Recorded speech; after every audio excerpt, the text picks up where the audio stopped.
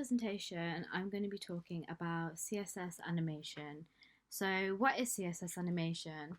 So CSS animation makes web elements within the HTML easier to animate.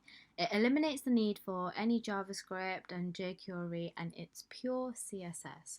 So what am I going to show you in today's tutorial? So if I get up my browser, I'm just going to show you how to achieve this.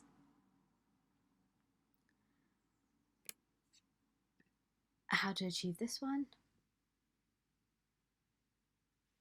And lastly, how to achieve the loading screen animation. So let's go back to our first one, which is this one. So if we get up my coder, let's look on our HTML. So as you can see here, on my HTML, I have nothing special, I just got my H1 and an empty div. So if I look at my CSS, what have I got here? So I have my div with the attributes of what I want it to make it into a square. So the width, which is 100 pixels, a height, which is 100 pixels, the background color of salmon, I want to margin it left by 1em, position, which is relative, and the rest I'm going to explain. So firstly, if you want to animate anything, you have to give the element an animation name. So for this case, I named it square. Simply, it is a square. And then I decided to talk about, and then I decided to do the animation duration, which is how long I want the animation to play for, which is 4 seconds. Now, CSS animation run hand in hand with a property called keyframes. Now, keyframes are a set of rules and the way that you link the element to your animation. So these rules will help your animation run. So for example here, how did I link the two together? So firstly, I want to talk about how you link them is the keyframes, and you get the square, which is the animation name. And by the way, you can name your animation name any name that you want it to, like I said, but I did square. So then I just copied and pasted that here, and I did something called from and to. Now, I wanted to I was going to talk more about how to change the color first, but this was something that I was personally struggling with, which is something called animation fill mode. So I wanted to talk about that in a bit more detail, just in this little tiny bit. So what I've done here is I'll speak more about transform later on in the presentation, but just to briefly go over it right now, I've done the transform, which is transform basically means transforming your element to what you want it to be. So this can be either by size or in this case I've done translate, which means that you can move the element. So as you can see, the first one is from, so I want it to just stay there in one position, and then if I refresh it, it goes left by 700 pixels. So to talk about animation, if I refresh this again, you can see how it's just moving and then it goes back to the start.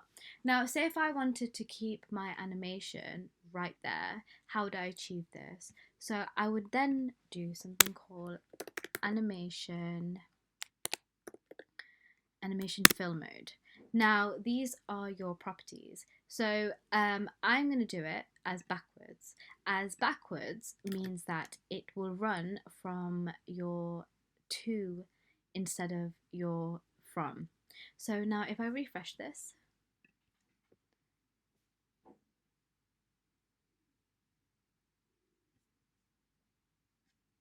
it didn't work. Let's try forwards.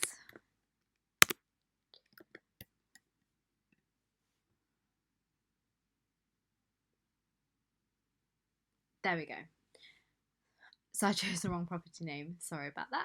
So forwards means that it will translate it from, it will take the set of rules of to and keep it in custom, and backwards would means that it would take it from the 0, so the from translation. So that's just a little bit on animation fill mode. That to me was a simplified version of how to explain it better, because when I wanted to explain it in the second slideshow, it would have been a bit more confusing. So now I'm going to just get rid of this,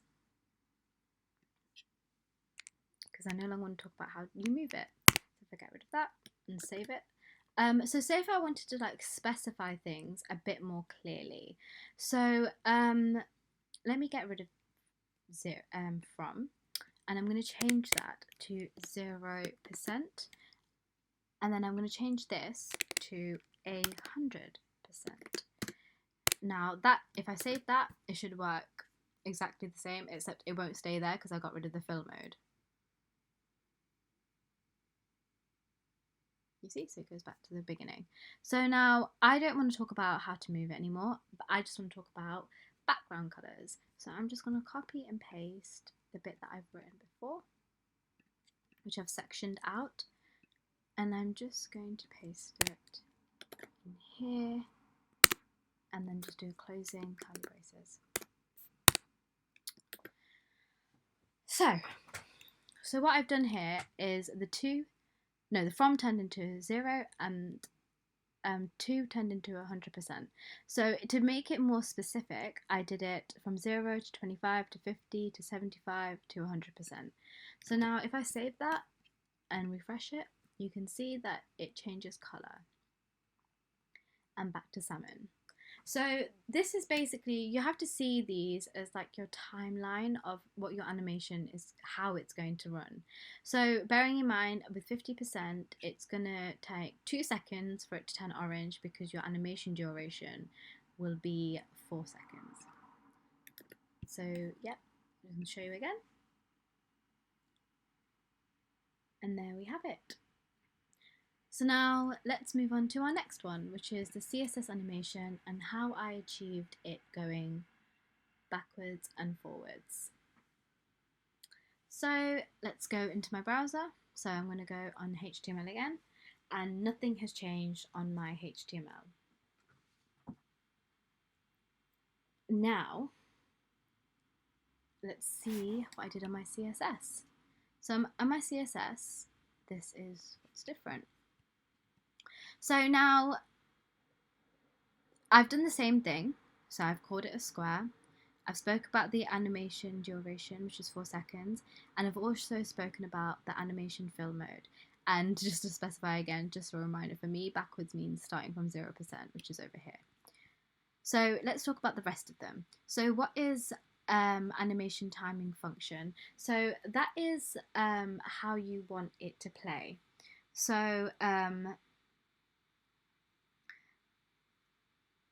what kind of movement do you want it to be? So I wanted mine just to be forward, so I did linear, but there are also other options which I can get up over here and go on animation timing function. So if you should see here, linear, so if I just play that, it goes forward.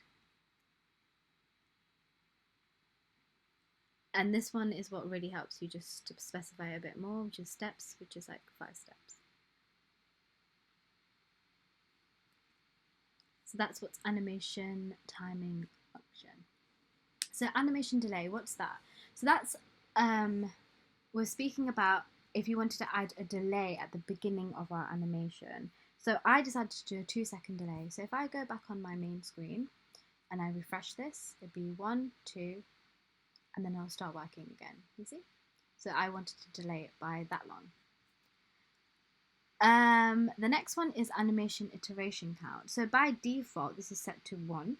So this is basically the number of times you want your animation to play.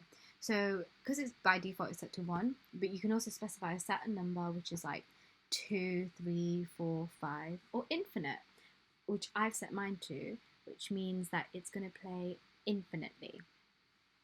So the next one is animation direction. So I have chosen alternate. Now what this means is that by default your animation is going to play forward, but alternate means forward first and then backwards, and alternate reverse is backwards first and then forwards. So in this instance I'm going to choose forward first and then backwards, which you can see first. And bearing in mind this is following the property rules of my keyframes that I've set here of the left 500 pixels, yeah? So you can see. The next one is, because we've already gone over animation fill mode, I'm going to be speaking about animation play state. So this is just basically if you want your animation to play or if you want it paused. So we obviously want our animation to play, so I've stated it as running.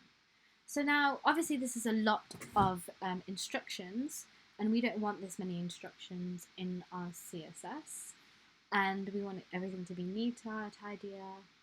And so how do we achieve this? Which is just writing animation. So what I've done is copied and pasted the answers of all of these and just pasted it all here and just named it animation. The reason why I've commented this out because I just wanted to explain what each individual one meant. So it still runs perfectly just by it being like this.